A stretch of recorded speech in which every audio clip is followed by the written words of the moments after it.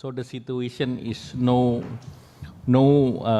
near to 1998 situation.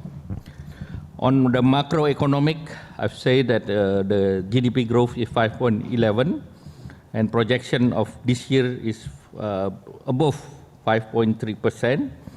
And Q1 this year, we're optimistic that the Indonesian growth in Q1 is about 5.5%.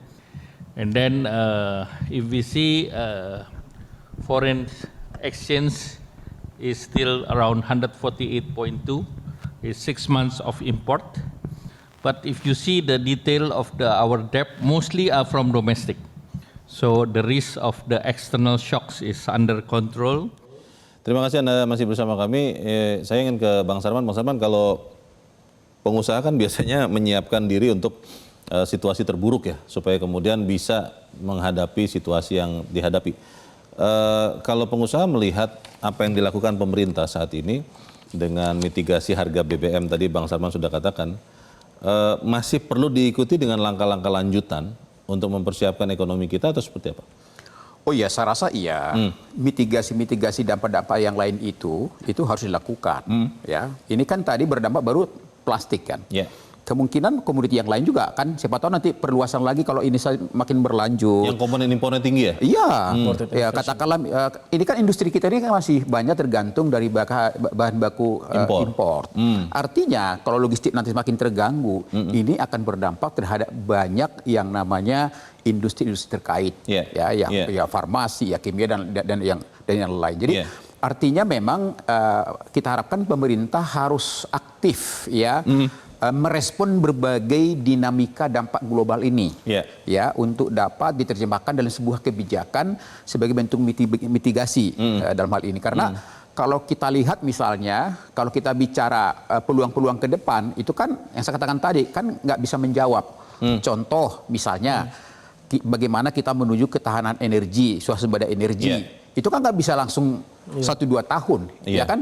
Bagaimana kita membangun panas bumi, butuh waktu ya. Bagaimana membangun panel, ya kan? Kemudian dari angin misalnya, itu kan perlu waktu. Kemudian bagaimana kita merubah gaya hidup masyarakat dari mobil yang berbasis BBM dengan listrik misalnya. Ini juga udah berapa tahun juga kan masih pertumbuhannya kan masih belum signifikan. Jadi artinya memang bagi kami pengusaha adalah bagaimana betul-betul melakukan responsif ya terhadap berbagai dampak-dampak daripada perang ini. Nah, apalagi bagi kita kan tidak ada jaminan. Ini sampai kapan? Belum tahu kapan perang itu berakhir. Belum tahu sampai kapan. Ya kami dari pengusaha tentu kemarin itu ya berdoa mudah-mudahan perundingan di Pakistan itu menghasilkan sesuatu kan. Tapi ternyata belum. Harus diperpanjang. Harus diperpanjang. Artinya bahwa gejolak ini ya belum pasti, masih bisa berlanjut, bisa lebih luas lagi, dampaknya bisa lebih besar lagi dalam hal ini. Nah, kemudian misalnya dari sisi katakanlah peluang-peluang ekspor misalnya, ya bagaimana juga kolaborasi antara pengusaha dengan pemerintah membuka peluang-peluang pasar-pasar baru, mungkin ke Amerika Latin, ke Afrika misalnya, dengan memanfaatkan berbagai peluang-peluang kita di sana melalui atasasi perdagangan kita di sana, karena di sana ini kan boleh dikatakan hubungan diplomatiknya sudah bagus, tapi perkuatan atasi perdagangan ini kan juga harus dilakukan. Artinya mereka itu bagaimana aktif mempromosikan berbagai potensi-potensi yang ada di negara kita untuk bisa membuka pasar ekspor baru ke sana. Kesepakatan dagang Indonesia Amerika Serikat, Bang Sarman, yang sampai saat ini kan masih berjalan ya, yang terbaru, yang banyak orang menyebut itu menguntungkan Indonesia. Salah satunya mungkin kita bisa impor minyak dari Amerika. Itu secara agregat, secara umum ya, itu sudah berdampak kepada pengusaha di Indonesia, menguntungkan kita atau masih belum terlihat? Kalau saat ini kan ini by proses ya, by proses. Artinya ini kan kalau kemarin misalnya tidak terjadi perang, ya tentu kesepakatan ini kan mulai kita rasakan. Tapi kalau saat ini kan masih belum bisa dirasakan. Nah, mudah-mudahan salah satunya adalah yang tadi itu, mudah-mudahan minyak ini menjadi salah satu juga alternatif yang dapat menjawab kebutuhan nasional kita dalam hal ini. Ya, kemudian yang kedua, tentu kita kemarin itu Pak Menteri SDM menyatakan bagaimana dampak daripada pembangunan kilang kita yang ada di Kaltim, ya kan? Dan itu mampu memberikan kontribusi sangat besar untuk menopang daripada kebutuhan minyak nasional kita.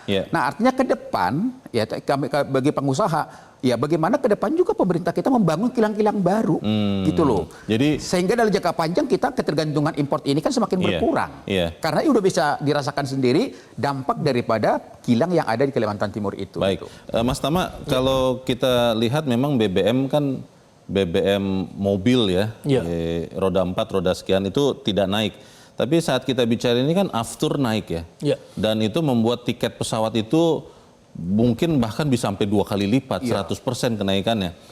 Ini tidak tahu sampai kapan dan pemerintah sudah mengadres masalah ini tidak? Misalnya katakanlah mengurangi komponen pajaknya atau yang lain, ada tidak? Ya, sebenarnya itu udah dilakukan seperti seminggu yang lalu ya oleh direspon langsung. Sebenarnya waktu itu ada kenaikan sekitar berapa 70%, 60-70%. Dari sekitar, saya lupa angka pasnya 13.000, naiknya itu sekitar 20.000 apa 22.000 seperti itu kira-kira, Mas Leo.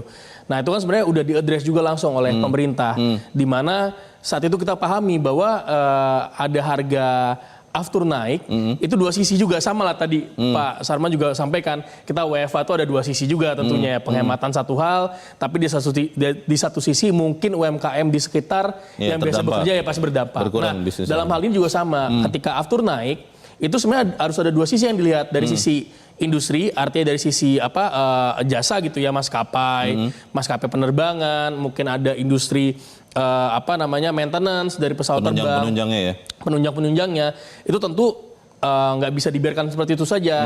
Nah makanya dipersilakan pemerintah untuk menaikkan fuel surcharge namanya ya, jadi dinaikkan gitulah dalam komponen tiket. Nah namun demikian, yang jangan lupa kita yang dilakukan sama pemerintah itu adalah memberikan insentif, yaitu ada PPN yang DTP ditanggung pemerintah. Jadi artinya komponen yang biasanya diambil 11% dari harga tiket itu tidak diambil, ditanggung oleh pemerintah.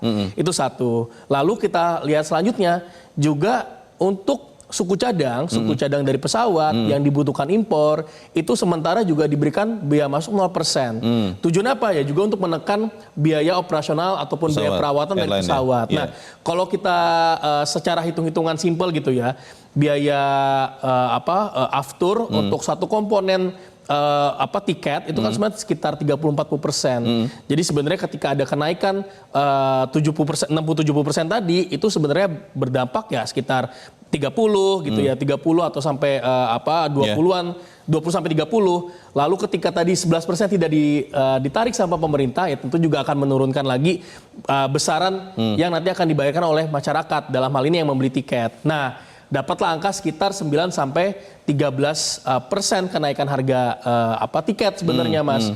Meskipun ya mungkin ada beberapa yang tadi, karena kan komponen harga tuh yang kita pahami, ketika tiket itu naik, sebenarnya nggak murni karena lagi lagi harga aftur naik atau operasional naik, tapi ketika ada high demand gitu ya, ketika banyak yang klik kan juga naik. Jadi ya tentunya itu menjadi beberapa dasar, tapi tentunya itu udah diadres sama pemerintah. Makanya tadi kami bisa sampaikan beberapa yang sebenarnya dilakukan sama pemerintah seperti itu, Mas. Satu lagi soal ancaman kenaikan harga pupuk ya. Ini karena gas kan juga terganggu. Betul. Itu seperti apa, Mas, kesiapannya? Karena kan tahun ini juga pemerintah mencanangkan tetap swasembada beras terutama. Bagaimana, Mas? Tentunya pupuk itu kan ada program subsidi pupuk untuk beberapa komoditas utama, komoditas pangan ya, padi dan lain-lain lah. Saya kurang hafal beberapa komoditas tersebut. Namun yang kita pahami juga bahwa gas itu bukan sebagai energi kalau untuk pupuk, tapi gas itu sebagai bahan baku. Bagian bahan baku pembuatan. Dan untuk itu sebenarnya yang kami ketahui saat ini sebenarnya pupuk itu berasal gasnya berasal bukan dari impor, tapi lebih ke gas sumur-sumur gas alam di Indonesia. Secara teknis sebenarnya itu saya lupa C1, C2 saya nggak bukan ahli kimia gitu ya. Itu yang berbeda dengan LPG sebenarnya. Jadi bukan bagian dari upaya yang dilakukan Presiden Prabowo bertemu Putin sekarang ini? Karena kan salah satu produsen pupuk terbesar itu Rusia. Ya itu yang berbeda ya, artinya untuk apa namanya komponen lainnya sebenarnya juga dilakukan impor. Namun yang mau saya sampaikan adalah kan yang kita concern adalah takutnya harga LPG itu meningkat dan dampaknya ke pupuk. Sebenarnya untuk gas yang menjadi sumber ataupun bahan baku bagi pupuk itu sebenarnya di Indonesia dan saat ini kita pun surplus sebenarnya, surplus gas alam. Nah, jadi, itu yang sebenarnya udah diperhatikan dan jangan lupa gas untuk pupuk itu ada HGBT namanya. Harga gas bumi tertentu, panjangannya seperti itu. Jadi dan itu juga sudah ditetapkan. Sederhana bisa dibilang jumlah dan harga pupuk akan tetap aman sampai akhir tahun ini. Ya, so far tentunya akan selalu dilakukan evaluasi. Sejauh ini karena kita lihat ini sumber bahan bakunya juga dalam negeri gitu ya. Dan sejauh ini juga gas alam kita tuh juga sebenarnya surplus gitu. Ya tentunya ini ketahanannya lebih tahan dibandingkan kalau kita tuh mendapatkan dari impor. Baik. Seperti itu, Mas. Lea Joshua, tanpa bermaksud untuk berpikir negatif begitu, tapi kan lebih baik kita sedia payung sebelum hujan. Menurut analisis yang Anda lakukan dan teman-teman di Permata Bank mungkin pernah lakukan, di kondisi seperti apa Indonesia harus bersiap kalau, amit-amit ya, kalau kemudian memang ada krisis baik dari energi maupun nilai tukar, gara-gara perang yang belum berakhir ini? Ya mungkin kondisi yang harus diantisipasi adalah tadi ya, bahwa pemerintah mau nggak mau harus menyesuaikan harga BBM. Mau nggak mau? Mau nggak mau harus menyesuaikan harga BBM. Karena misalkan tadi ya, timing ataupun waktunya tidak bisa kita prediksi ya, berkepanjangan ya, sehingga tadi misalkan ataupun worst case skenario-nya adalah misalkan perang regional, misalkan Houthis, Hizbullah dan juga Irak mendukung Iran gitu ya, sehingga harga minyaknya loncat langsung di atas $130 per barel, sehingga kan ini tentu tidak bisa diredam. Ini harga BBM maksudnya semua ya? Harga yang subsidi dan non subsidi. Baik subsidi juga. Oh, gitu ya. subsidi juga. Karena tadi kan kita masukkan worst case skenario-nya adalah di atas $130 per barel. Sehingga kondisinya pun juga tadi ketahanan fiskal pun juga ini tidak bisa ditahan lagi oleh fiskal kita. Sehingga makanya pemerintah mau nggak mau harus menaikkan harga BBM ya, baik itu subsidi ataupun tidak bersubsidi. Sehingga tentunya dampaknya tadi adalah kepada inflasi. Ya, inflasi cenderung naik ya. Dan kalau misalkan tadi dengan angka tadi saja itu inflasi bisa naik, misalkan kita ambil contoh bisa naik sekitar hitungan kami itu masih di kisaran naik sekitar 2 hingga 3%. Ya. Tambahan inflasinya. Ya.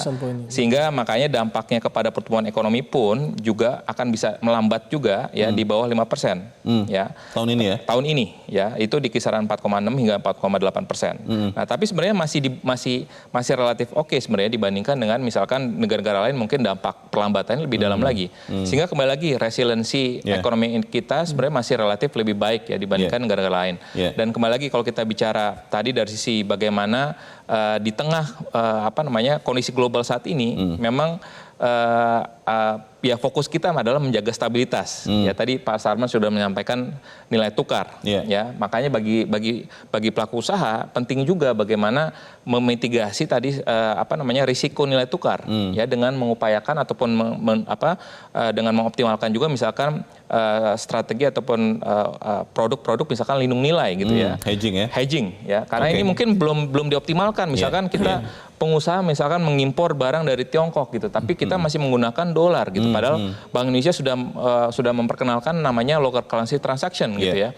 Sehingga kita tidak perlu lagi settlementnya dalam dolar gitu. Tidak tapi usah cross currency ke US dollar. Jadi ini pun juga akan mengurangi juga tekanan ataupun risiko yang harus ditanggung oleh pelaku bisnis, sehingga pelaku bisnis pun juga akhirnya hanya fokusnya hanya pada risiko bisnis saja. Jadi saya pikir itu menjadi salah satu hal yang yang bisa dimitigasi oleh para pelaku bisnis gitu ya. Tapi kembali lagi ketahanan ketahanan fiskal dan ketahanan ekonomi kita ini akan sangat bergantung pada seberapa lama perang itu berlangsung dan juga dan kembali lagi kalau kita bicara tadi dan juga bagaimana upaya pemerintah untuk bisa mengefisienkan anggaran kita.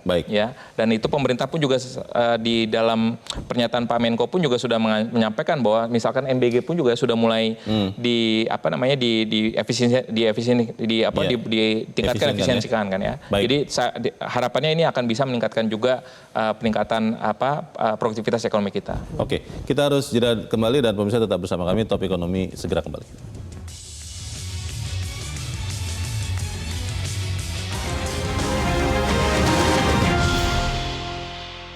Jelajahi cara baru mendapatkan informasi. Download Metro TV Extend sekarang.